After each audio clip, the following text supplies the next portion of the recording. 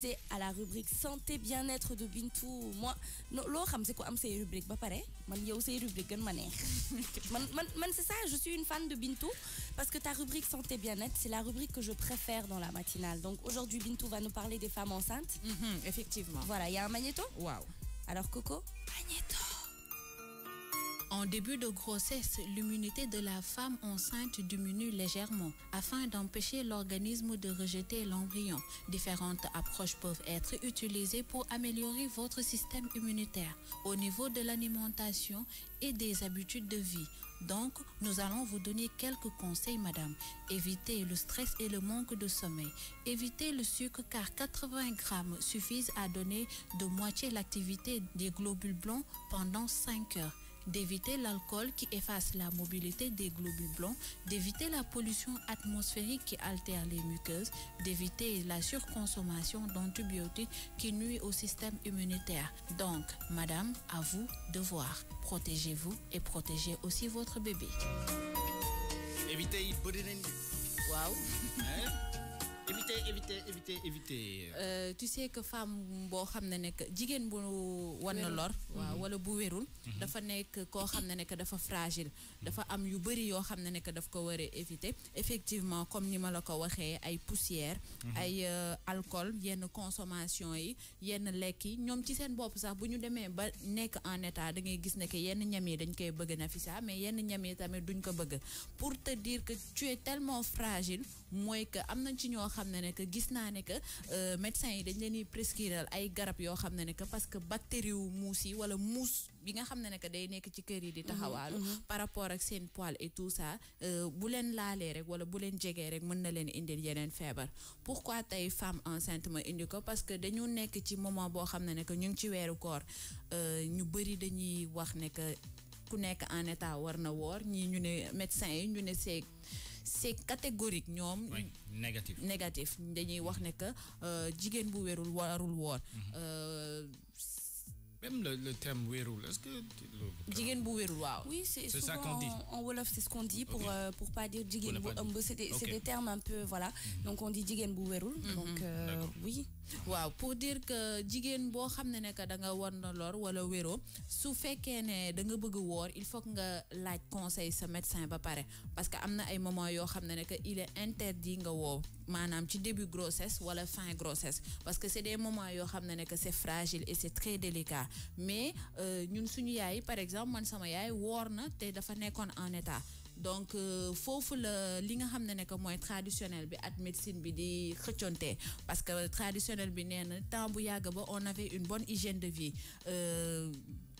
dëkk bi nu mu mele woon y avait pas trop de pollution y avait beaucoup d'espace ba pare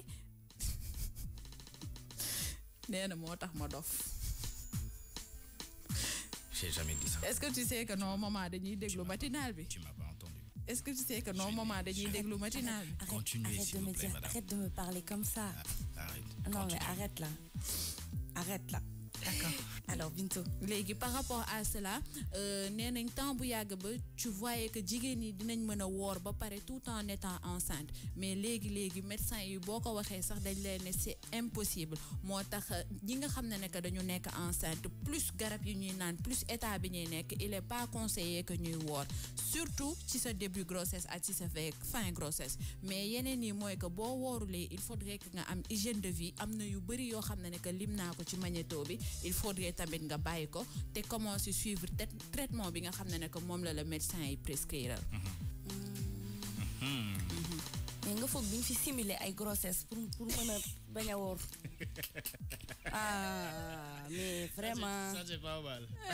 Effectivement. Dom day. Je vais te dire un truc que j'ai fait hein. maa mës a dem ci benn station. jënd màdd sa xëy yooyu noonu.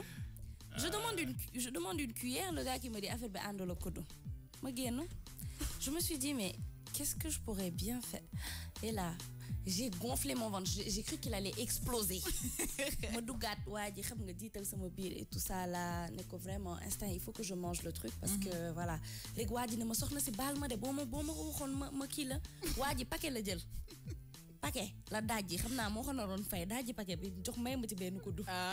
Donc pour te dire qu'aujourd'hui les femmes enceintes elles sont prioritaires dans tout, c'est des reines au supermarché vraiment et puis d'or là vraiment parce que xam nga xamuñu la xamoo leen yow boo jiitalee sa biir rek dem. Les factures so gisee rek rentre avec oui ayoy tout le monde se lève. Attention aux filles comme Nafissa. dañuy jiital seen biir yi dara dalul leen dañuy dugg ci affaire yi pour bañ a ran rek. Commencer di def ni. Et puis tu sais, pour gonfler ton ventre, de la façon, nous on a des gros ventres, on gonfle, c'est encore plus gros, tu te dis, ah, il y a 3 bébés dedans. Ah ouais. Donc, pas bien. Pour revenir à Bintou, donc tu disais qu'il y avait des interdits par rapport à... Est-ce que tu peux nous rappeler un tout petit peu lan la ñuy tere femme enceinte? Nekk dañ koy tere mooy que stress. mooy bu jiitu bi. Parce que boo nekkee en état da ngay commencer changer humeur. da ngay nekk beneen nit. boo ci boolee ànd ak ay nit yoo xam ne nekk genre Nafissa wala Coco ji lay kekkantoo wala ñu lay kobos di la def ay affaires yoo xam ne nekk tu t'énerves vite wala da ngay gaaw a stressé wala tu es dans un environnement boo xam ne. Objection. Moi je suis un anti-stress. Maintenant il faut ce que tu dis c'est destiné aux hommes. Les femmes enceintes sont fragiles. Les femmes enceintes ont des humeurs. On ne type pas. Mais non, les femmes enceintes sont fragiles, elles ont des humeurs, elles ont envie de manger ceci, elles ont envie de manger cela. Donc, pas d'accord.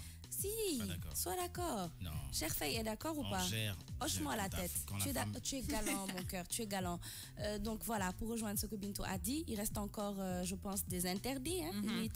Waaw, tere di ànd ak ñoom Coco ji ak ñoom Cheikh comme que dañuy nekk ay facteur de stress. di nekk ak Nafissa mi nga xam ne que moom anti-stress la, c'est conseillé bu baax a baax parce que day jouer ci li nga xam ne que mooy sa développement yow maman bi ak bébé bi. Beneen bi mooy que alcool dañ koy tere catégoriquement parce que c'est pas bien pour le bébé. Beneen bi ñuy tere tamit mooy suukar bu bëri.